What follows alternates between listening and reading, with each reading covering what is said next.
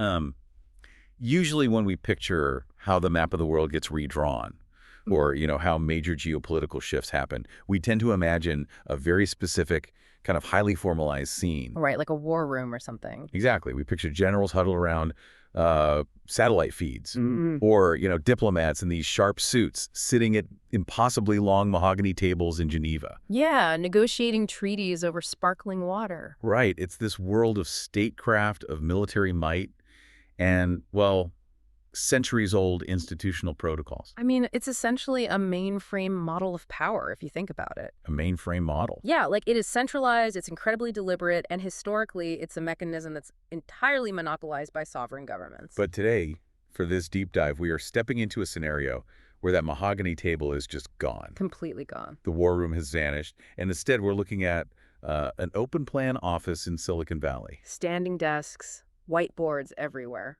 Right. Whiteboards covered in system architecture and, software engineers sipping cold brew. We are exploring a landscape where the fundamental levers of global power are shifting away from the state and into the hands of the tech sector. Which is a massive paradigm shift. Huge. So, okay, let's unpack this. We have a fascinating stack of source material today.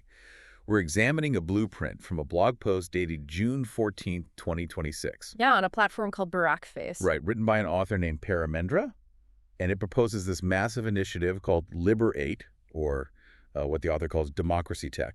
But before we go any further into the mechanics of Liber8, I think we really need to establish the analytical boundaries of this discussion. Oh, absolutely. This is crucial for you listening right now. Yeah, because the 2026 source material we are looking at deals with some highly charged real-world geopolitics. Very charged. It outlines specific strategies regarding the regime in Iran, and, the author's broader writing frequently references U.S. political figures across the entire spectrum. Right, people like Barack Obama, Donald Trump, Alexandria Ocasio-Cortez, as well as various international leaders. So we need to be explicitly clear. Yes, we are not taking sides here. We are not endorsing any political viewpoints, left-wing, right-wing, or international. Exactly. Our sole objective today is to impartially deconstruct the ideas, the technological mechanisms, and, well, the worldview contained strictly within this 2026 text. Right. We are treating this document as a window into a specific philosophy of technology and power. Nothing more. With that established, the core premise of Paramendra's text completely upends our traditional understanding of influence. How so? Well, the author basically argues that we have crossed a threshold where technology reshapes societies fundamentally faster than traditional diplomacy or, military intervention ever could. And Liber8 is presented as the vehicle for that shift. Exactly. Okay, so let's break down the actual mechanics of this democracy tech. According to the text, Liber8 aims to equip citizens with advanced digital tools for coordination, information sharing, and secure communication. Right. All to achieve what he calls immediate large-scale geopolitical impact. But I want to move past the buzzwords here. Yeah. How does this actually work? Because, if we just look at the surface, it sounds a lot like classic Silicon Valley tech solutionism. Oh, for sure. We've seen this hubris before, right? The idea that if we just code a slicker app, we can solve homelessness or cure disease. Just throw an algorithm at it. Exactly. Yeah. And now we are supposed to believe a suite of smartphone apps can solve a centuries-old geopolitical stalemate. Well, I think your skepticism is warranted, but it also touches on the exact paradigm shift the author is demanding from the tech industry. Okay, tell me more. So Liber8 isn't just proposing another encrypted messaging app. It's not just a secure WhatsApp. The text is calling for a systemic bypass of the state entirely. A systemic bypass. Right. Think of traditional foreign policy like that mainframe computer we mentioned earlier. Right. One massive centralized processor trying to formulate a response and push it down to the population through incremental aid or, slow diplomatic pressure. Like trying to turn a massive, slow-moving cargo ship of state policy using a tiny rudder. Exactly. That's a great way to put it. DemocracyTech is essentially edge computing applied to geopolitics. Wait, edge computing? Yeah.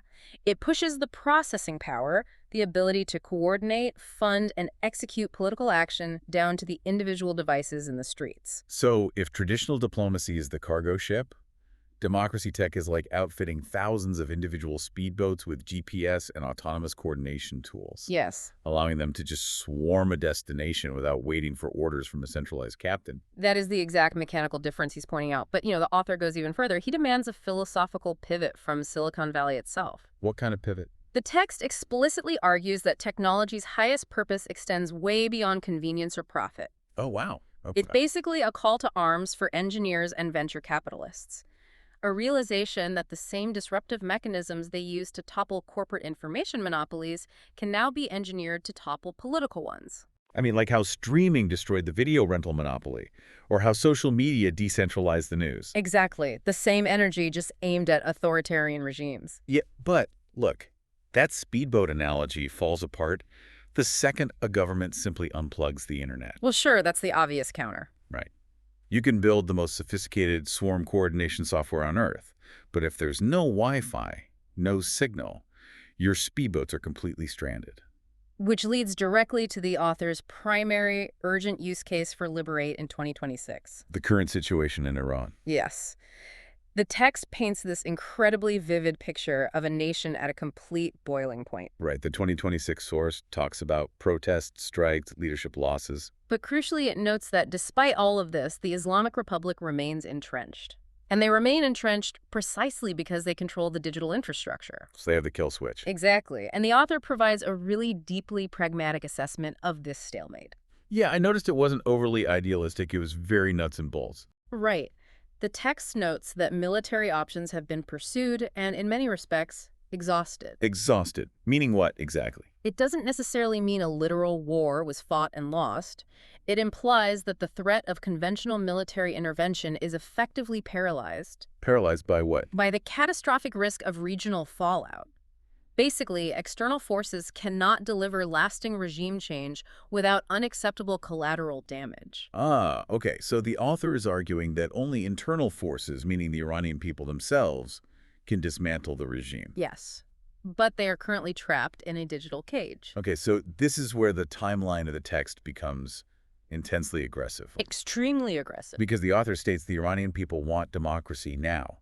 Not in a distant decade, but in the next few months. Right. And I have to push back on that timeline. Oh, I don't blame you. It feels like applying software development sprint cycles and, like 2-week iterations to launch a new feature to a human revolution. Yeah, it does sound a bit jarring. It feels dangerously naive.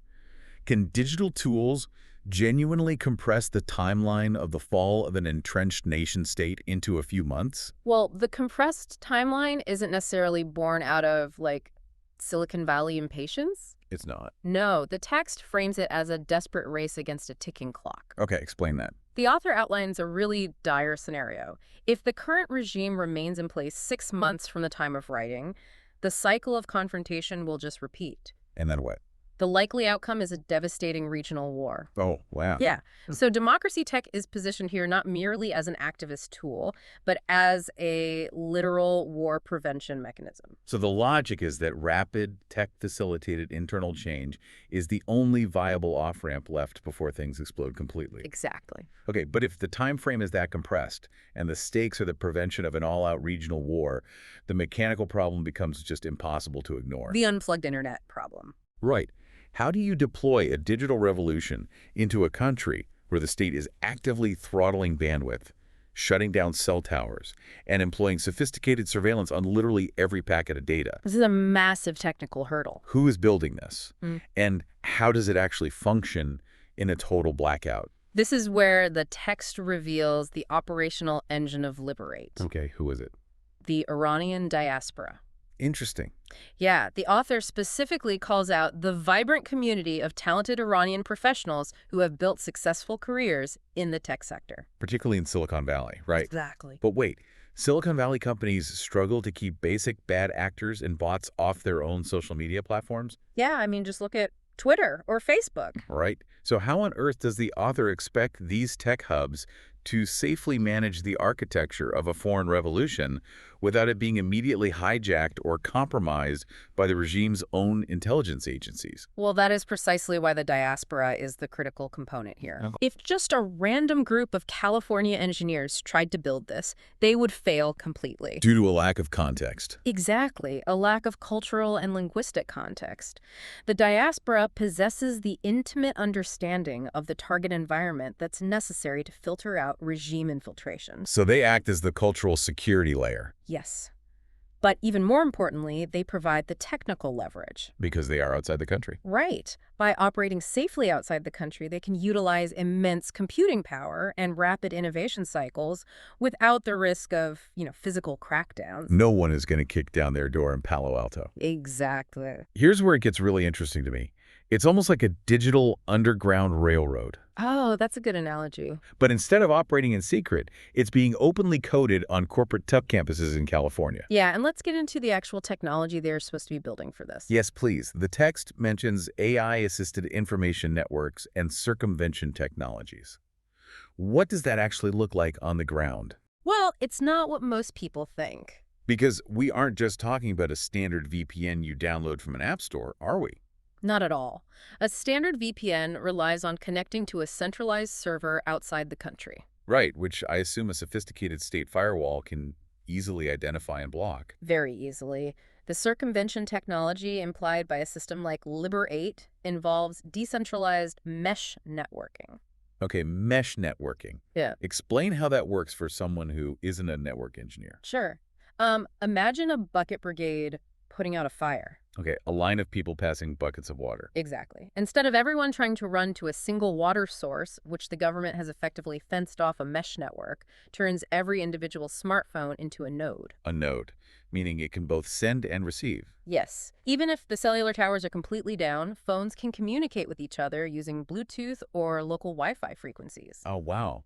So your phone passes an encrypted message to your neighbor's phone. Right, and then that phone passes it to the next, hopping from device to device across a city. Until what? Until it finds a single device that has a sliver of satellite internet or an unblocked connection. And then that one connected device acts as the bridge. Exactly. That one device then syncs the entire city's data with the outside world. That is incredible. So it's essentially an autonomous, self-healing network. Yes, self-healing is the perfect term.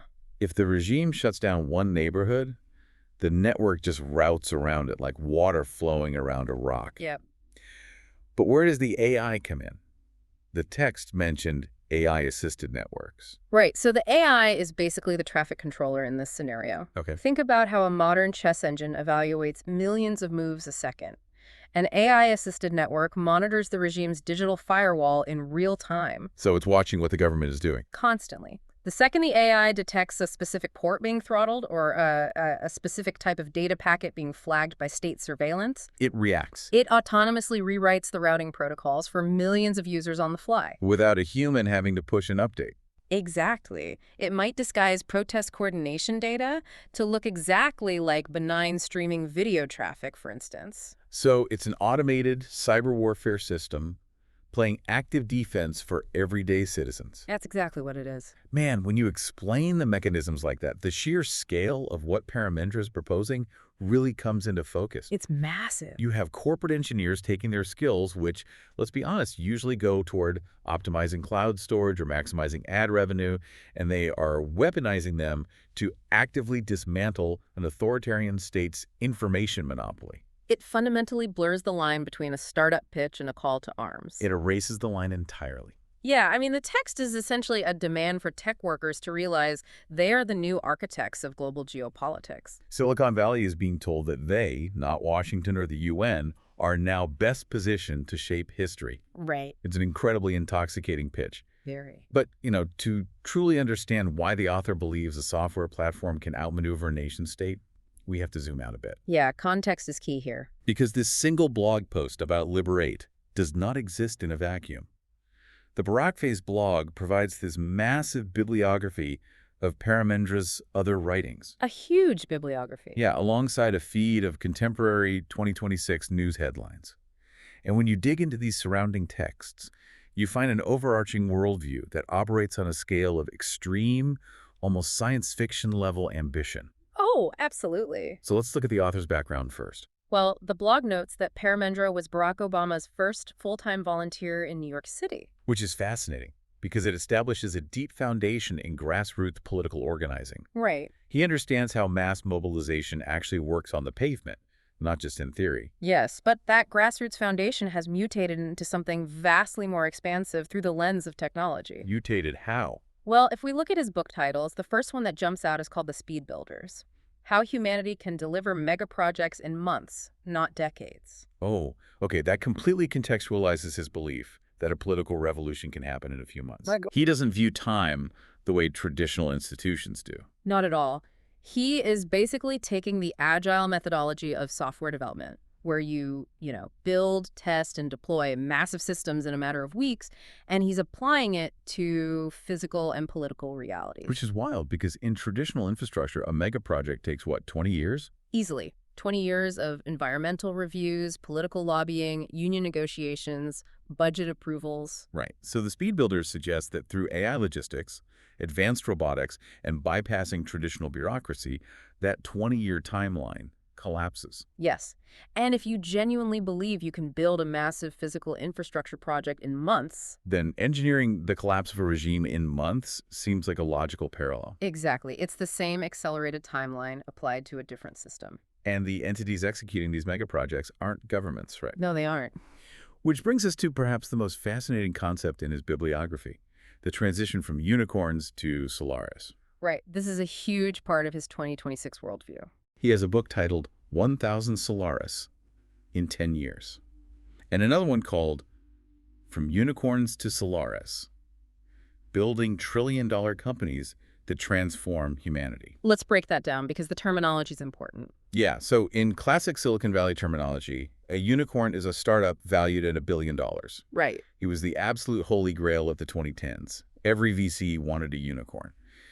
But Paramendra is basically saying that billion-dollar companies are obsolete now. He is. So what exactly is a Solara? Well, a Solara represents a qualitative shift in corporate existence, not just a financial one. Okay, unpack that for me. A $1 trillion valuation gives a single corporate entity the economic weight and geopolitical leverage of a mid-sized nation-state. Wow, yes it does. But the author's framework insists on a very specific purpose. A Solara isn't just a $1 trillion company that sells, consumer goods or ad space. Right. It is an entity dedicated to fundamental human transformation. This is a massive aha moment for understanding this text. Yeah, it really ties everything together. He is identifying the exact moment when corporations realize they have more functional power than the United Nations. Exactly. So Liber8 isn't just an activist app.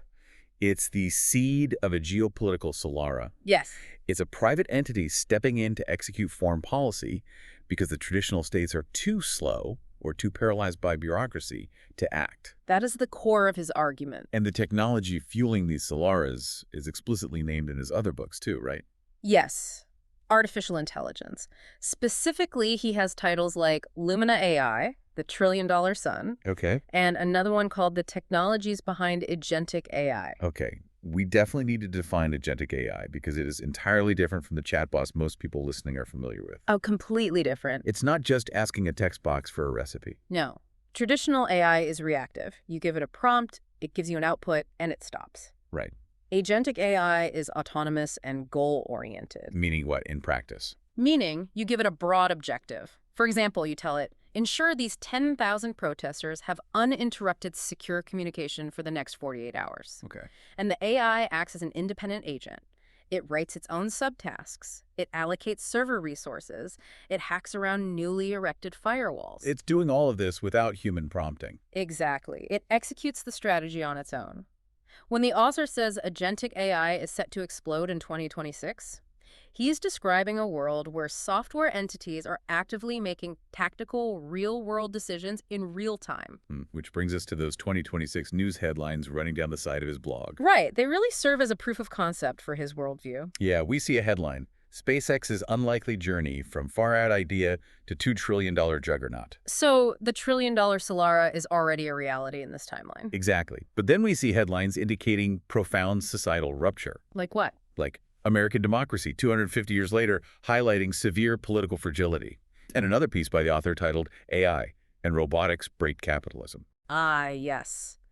That phrase, break capitalism, is basically the linchpin that connects his technological theories to his economic philosophy. Which he calls calcyism. Yes. Calcyism. I want to spend some time on calcyism because at first glance it sounds like a vague spiritual buzzword. It does sound a bit esoteric. But the text actually ties it to very hard economic mechanics. It does. He has a book called Calcyism, The Economic and Spiritual Blueprint for an Age of Abundance, and another piece titled The Matrix of Maximality, Capping Wealth to Unleash Abundance. Right. What are the actual tenets of this system? Well, the author is arguing that traditional capitalism, in an era of agentic AI and advanced robotics, becomes a fundamentally destructive force. Because the robots do all the work. Exactly.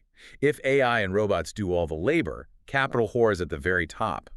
Consumer purchasing power completely collapses because people don't have jobs. And the system just breaks down into massive instability. Right. So calcyism is his proposed economic reset. And what does the matrix of maximality mean? It implies a systemic cap on extreme individual wealth. Wait, so like forcing capital redistribution? Well, not merely redistribution for consumption. It's more about forced capital allocation. Okay, what's the difference? By capping stagnant wealth accumulation, you force trillions of dollars back into the creation of Solaris. Okay. You force capital to actively build the infrastructure, deploy the agentic AI for public goods, and, fund initiatives like Liber8. Instead of it just sitting in an offshore account. Exactly. And the spiritual aspect of calcyism seems to be the belief that humanity's ultimate destiny is this tech-driven age of abundance. Where scarcity is basically engineered out of existence. Right. So the political revolution in Iran isn't just an isolated geopolitical event in this worldview. It's not. No. It is phase one of clearing away an outdated authoritarian roadblock to allow this global economic and spiritual reset to occur. Wow. Let's pull all of this together because the sheer scale of what we are analyzing here is staggering. It really is. The author fundamentally believes that the traditional nation-state is failing, period. Yes. It is too slow to build mega projects, it's too paralyzed to stop authoritarian regimes, and it is structurally incapable of handling the economic collapse brought on by AI. Therefore, the vacuum of global leadership must be filled by the only entities capable of rapid execution. Silicon Valley and the diaspora networks. Exactly. Liber8, or DemocracyTech, is the mechanism for tech platforms to actively intervene in global affairs. We started this deep dive by looking at how a decentralized mesh network could bypass a state firewall in Iran to prevent a regional war. A very specific tactical problem. Right. But when we pull back the lens, we see this as part of a much, much larger architectural blueprint. The author envisions a 2026 where trillion-dollar corporate Solaris, driven by autonomous agentic AI, bypass governments entirely. To restructure global economics through calcyism and enforce human rights. It is an incredibly potent synthesis of hardline technological determinism and profound philosophical ambition. Determinism is the right word. Because, the author doesn't see this tech-driven takeover as a dystopian corporate oligarchy. Not at all. He sees it as the only path to global redemption. I mean, he literally has a book title in the bibliography called Prophecies Are Proof of God. He views Silicon Valley's capabilities as almost preordained tools to end war and usher in abundance. That's exactly it. And this brings us to the ultimate question for you, the listener. The why should I care moment. Exactly. Why does this dense 2026 blueprint matter to you as you walk the dog or, drive to work right now? Because this text forces us to confront a reality that is already unfolding around us. It is. We already see tech companies deciding which political figures get to speak on global platforms. Right. We already see satellite internet companies deciding whether military drones have connectivity in active conflict zones. The transition of power from the mahogany war room to the tech campus isn't science fiction anymore. No, it is arguably the defining geopolitical shift of our era. So we explored the intoxicating logic of DemocracyTech today.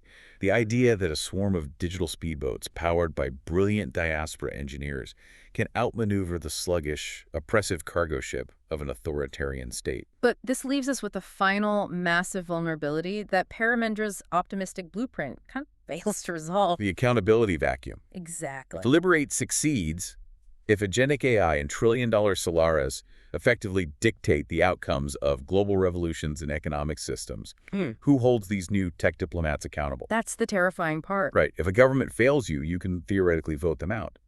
Or, as the text suggests, overthrow them. But how do you vote out a decentralized, autonomous AI routing network? You can't.